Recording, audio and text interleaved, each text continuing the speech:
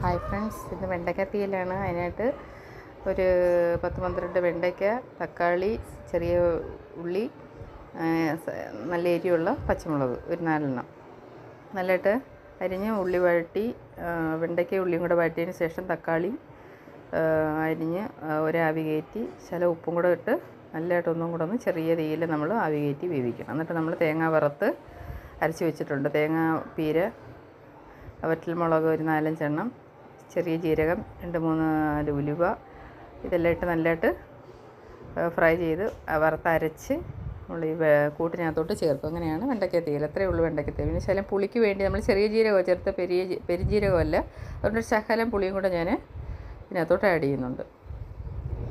അപ്പോൾ നമ്മുടെ കറി ഉപ്പും ഒന്നുകൂടെ തിളച്ചൊക്കെ വരുമ്പോൾ ഒന്നുകൂടെ ഉപ്പ് നോക്കിയിട്ട് സെർവ് ചെയ്യാവുന്നതാണ്. ചൂടോടുകൂടി ചോറിൻ്റെ കൂടെയാണ് ഇത് മെയിനായിട്ട് ഉപയോഗിക്കുന്നത്. പിന്നെ നമുക്ക് ചപ്പാത്തിയുടെ കൂടി അഡ്ജസ്റ്റബിളാണ്, ഉപയോഗിക്കാം.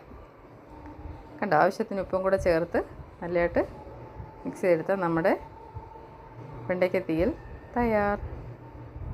എല്ലാവരും ലൈക്ക് ചെയ്യണം, സപ്പോർട്ട് ചെയ്യണം, എന്നെ പ്രോത്സാഹിപ്പിക്കണം. നമുക്ക് തിളയ്ക്കുന്നതും കൂടെ കാണാം. കണ്ടോ, നല്ലതായിട്ട് തിളച്ച് നമ്മുടെ സ്വാദിഷ്ടമായ വെണ്ടയ്ക്ക തീയൽ തയ്യാർ. ഇത് കൂട്ടി എത്ര ചോറ് വേണമെങ്കിലും കഴിക്കാം. Thank you.